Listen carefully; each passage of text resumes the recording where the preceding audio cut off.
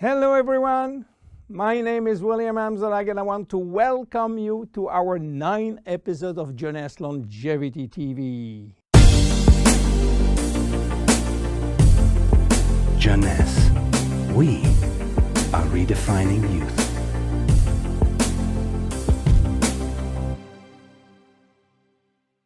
Obesity, or should I say globesity. Today, obesity is a worldwide epidemic disease. There is an outrageous eruption of a worldwide obesity even in the countries where not so long ago famine was the #1 health issue. The fatness of the world is changing rapidly, and this is very disturbing because it's going out of proportion and nobody can get any control of this new epidemic. Many children become obese and then become obese adults. The diseases associated with obesity, such as heart disease, cancer, and especially diabetes, will explode. That will mean a lot of sick people all over the world. The cost in terms of death, diseases, and money spending is just astronomical. Think about today. There is in the world about 3 billion people overweight and 800 million real obese.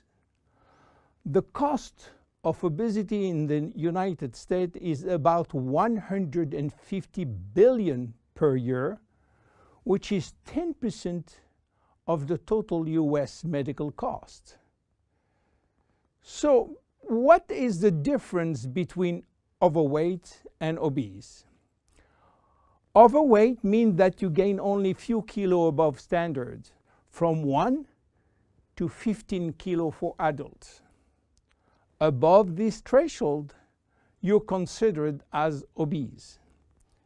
If you wish to get more detailed information, then you have to calculate your BMI, which means your body mass index, by using the following formula: your weight in kilo divided by your height in square meters.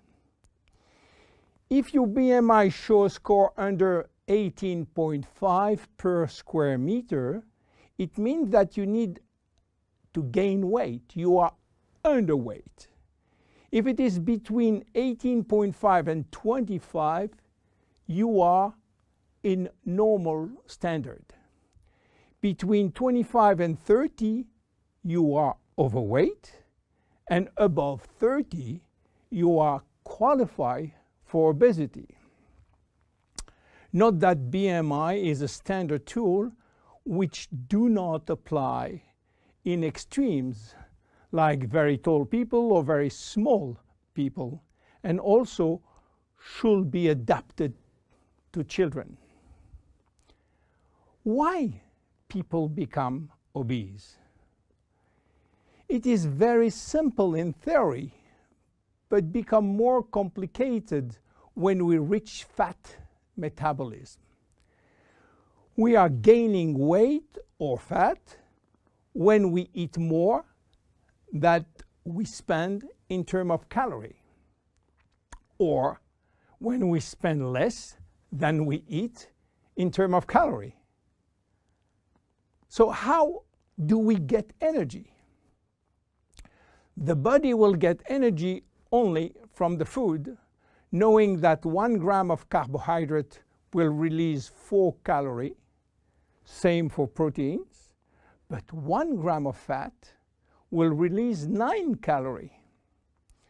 So all depend on how much you eat and what kind of food you eat. If the food is rich in fat or in protein or in sugars. Now, how do we spend energy? There are 3 ways to spend energy.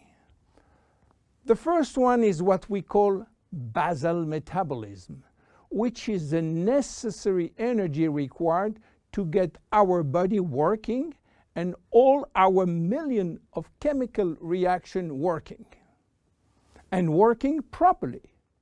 This requires approximately 1 calorie per kilo and per hour. So if you weigh 60 kilo, you will spend in 24 hours 60 multiplied by 24 equal 1,440 calories per day. And this is good news because you have no control on that. The second spending is the necessary energy to fight against heat or cold. And these depend on the environment and the way that you are protected against heat or cold. It is called thermogenesis. And again, you have little control on that.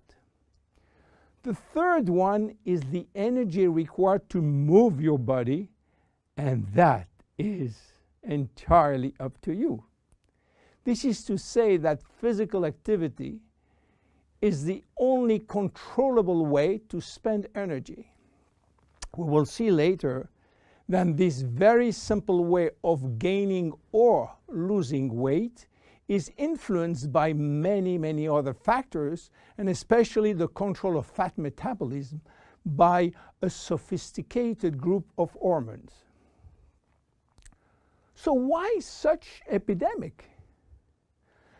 To understand, we have to go back 20,000 years ago.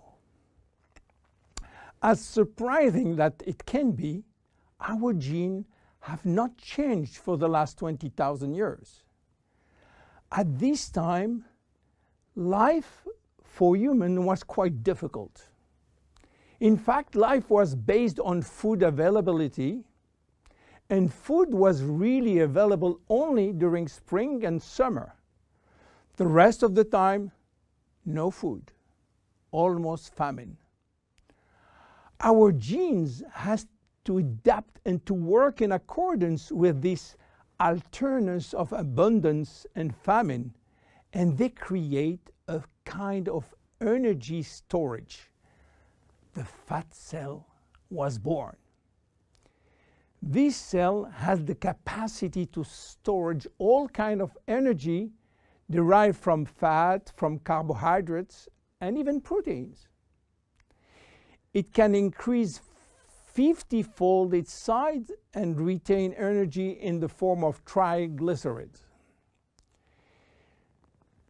Because of uncertainty of food availability, our genes were oriented toward the saving mode, which means that every time we eat, all the energy coming from the food was oriented in the storage facility. What happened 20,000 years later? Our genes are still oriented towards saving mode, but there is no more famine. On the contrary, the new society offers an extreme abundance of food rich in calories, and that all over the year. And guess what happened? Everything is going first in storage. And once in storage, it is very difficult to get out. You understand now why it is very difficult today not to gain weight or fat. But there is another factor. 20,000 years ago, in order to bring food at home, men were hunting, fishing, or climbing trees to get fruits. And that was a huge energy spending mode. Today, with a new technology created for lifting heavy items or escalator or elevator, we reduce drastically our energy spending. You understand now why it is so easy to gain weight or fat. What are the consequences of obesity in terms of health and longevity? To make a long story short, it is a disaster. Being and staying obese will lead to a long list of chronic diseases, including cardiovascular disease, diabetes, cancer, metabolic syndrome, and consequently a drastic shortening of life. That will not account for the uncomfortable physical, emotional, and mental consequences of being heavy for ourselves and for our relationship. In terms of aging, obesity is shortening telomeres, increasing DNA damage, and reducing stem cell pool. So what to do for reducing obesity? Obviously, it is quite difficult considering the worldwide effort of the medical community with so small results. Health authorities are repeatedly organizing campaigns to inform people about the consequences of eating too much sugar or fat or the lack of exercise. But the food industry until now do not help and still putting on the market food rich in bad sugar and bad fat. The first step is to be convinced that improving your lifestyle, which means improving your nutrition, your physical activity, managing your stress and your emotion, in order to stop impulsive eating, will be a very good action to preserve your life and your longevity. The second step will be to use specific food supplements to help managing your fat metabolism and rebuild the muscles that you lose when lacking exercise. This is why Jeunesse decided to create a new line of product specially designed to counteract craving, to help fat metabolism, and to reduce muscle loss. Be with us in our next episode dedicated to the Zen body line. My name is William Amzalag, and I will see you on our next episode. Thank you.